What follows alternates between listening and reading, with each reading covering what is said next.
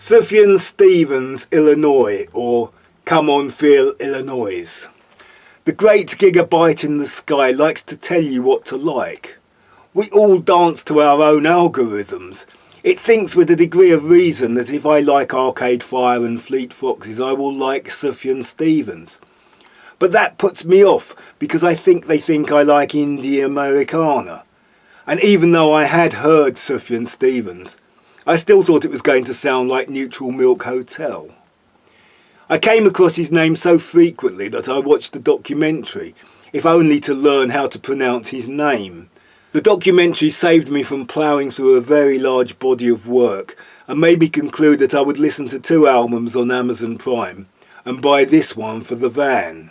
As expected, there is acoustic guitar, but it is never just acoustic guitar.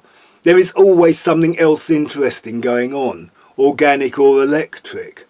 There are woodwind ensemble parts reminiscent of the Penguin Cafe Orchestra, yet even the usually mournful sound of the oboe sounds cheery. He sings a song about a serial killer that comes across as sympathetic.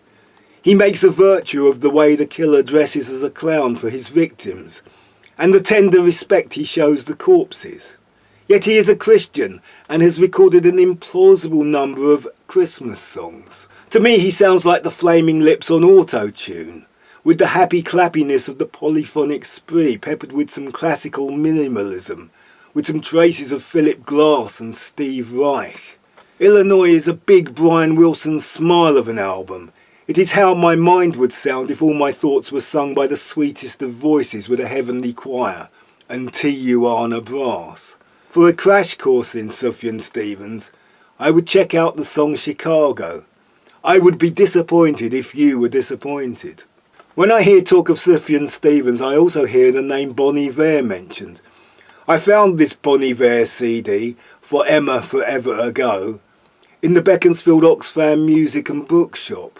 Bon Iver are exactly how I expected Sufjan Stevens to sound.